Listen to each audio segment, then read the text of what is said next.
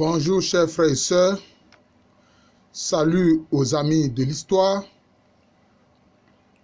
Vous voyez, ces temps-ci, j'aborde des questions qui concernent l'histoire contemporaine, l'histoire des relations internationales aussi. C'est dit qu'il ne faut pas confiner le professeur Alou Kwame René seulement dans le domaine qui concerne l'histoire, la culture et la civilisation des peuples akans.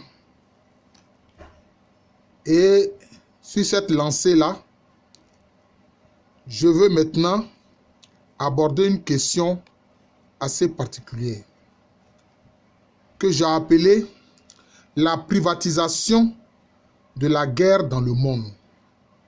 Oui. Vous savez qu'en général, avec les États modernes, la guerre est faite par les États, mis à part les rébellions criminelles dont je ne veux même pas parler maintenant. J'en parlerai un autre jour. Mais il y a une privatisation de la guerre dans le monde présentement. Cela a commencé, ça fait déjà quelques années. Qu'est-ce à dire? Aujourd'hui, tous les États ont pratiquement des forces spéciales, ce qu'on appelle les forces spéciales.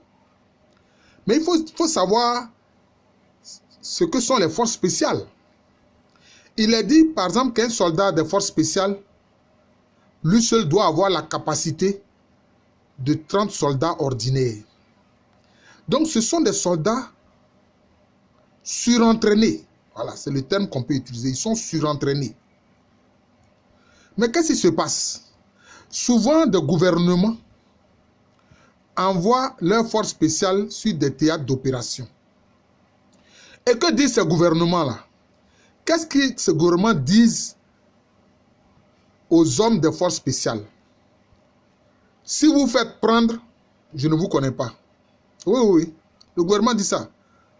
Il s'adresse à chacun des membres des forces spéciales. Si tu te fais prendre là, moi je ne te connais pas. Vous voyez? Alors qu'il est envoyé par un gouvernement, s'il est pris, alors il devient comme un individu privé qui se fait prendre. Voilà la réalité. Et aujourd'hui, qu'est-ce qui se passe? Au lieu que des gouvernements en bonne et due forme déclarent la guerre à un autre gouvernement ou à un autre État, non, ils ne font pas cela. En sourdine, ils envoient leurs forces spéciales vous faire la guerre. Mais ils disent aux membres de leurs forces spéciales, vous partez en opération pour cette mission. Si vous vous faites prendre, moi je vais dire que je ne vous connais pas. Vous voyez? C'est pour ça que je parle de privatisation de la guerre dans le monde. Parce qu'en principe, une armée dépend d'un gouvernement et d'un État. Alors, les gens font partie des forces spéciales. S'ils se font prendre, vous dites que non, vous ne les connaissez plus. C'est comme ça. Et de plus en plus, même dans les armées, quelquefois on recrute des migrants, pour revenir un peu à la question des migrants, on recrute des migrants, on les forme, et puis c'est eux qu'on envoie sur les théâtres d'opération. Par exemple, la France, elle fait ça longtemps, ce qu'on appelle la Légion étrangère. La Légion étrangère est constituée de gens qui, à l'origine, ne sont pas français et qui sont dans une force spéciale qu'on appelle la Légion française, la Légion étrangère. Vous entendez bien étrangère, donc ça dit que ce sont des gens qui sont des étrangers, ils ne sont pas des nationaux français. Et donc, si ceux-là, ils meurent, bon, une mère française ne pleurera pas son enfant. Une famille française ne va pas se plaindre de la mort d'un de ses enfants. Mais vous, vous êtes de la Légion française, vous vous faites tuer. Bon, ça, personne ne vous pleurera. Vous voyez? Donc, c'est ce qui se passe actuellement dans le monde. Mais pire, ce dont je vais parler, c'est qu'il y a des armées privées puissantes qui ont la capacité même qui dépasse, qui ont une capacité militaire qui dépasse même celle de nos armées africaines, qui dépasse toutes nos armées africaines. Ça, je vous le dis. Actuellement, on en connaît trois. Trois armées privées qui ont tout ce qu'il faut pour une armée moderne. Des avions de combat, des hélicoptères de combat, des avions et des hélicoptères de transport de troupes, ont des chars, etc. Tout ce qu'il faut pour une armée. Et pour des forces spéciales. Il s'agit de la société Aegis, qui est basée en Angleterre. Donc vous voyez, certains pays occidentaux en général permettent que sur leur sol, il y ait des entreprises, des sociétés d'armées privées. Aegis, basée en Angleterre. La deuxième société d'armée privée, c'est Executive Outcome. D'ailleurs, Executive Outcome a été créé par des Sud-Africains. Parce que ce sont des gens qui faisaient partie des forces spéciales que le gouvernement sud-africain, au moment où l'apartheid existait, utilisait. Le gouvernement de l'apartheid de l'Afrique du Sud utilisait. Et ce sont ceux-là, quand l'apartheid a pris fin, ils se sont mis ensemble et ils ont créé la société Executive Outcome. D'ailleurs, le gouvernement sud-africain, craignant la capacité de nuisance de cette organisation, a interdit le fait d'être mercenaire en Afrique du Sud. Donc, ils ne permettent pas qu'un Sud-Africain soit mercenaire. Mais en fait, il s'agit bien de mercenaires parce que ce sont des mercenaires qui opèrent dans ces armées privées-là. Executive Outcome. C'est-à-dire qu'aujourd'hui, n'importe quel individu mal intentionné qui est riche et qui peut payer les services de ces armées privées-là peut les utiliser pour venir attaquer n'importe quel pays. Donc vraiment, le monde devient fou. Le monde devient fou. Hein, le monde devient fou. La troisième société, c'est Blackwater. Blackwater aussi, c'est une armée privée puissante qui a toutes les capacités d'une armée moderne. Vous voyez? D'ailleurs, quand les États-Unis ont envahi l'Irak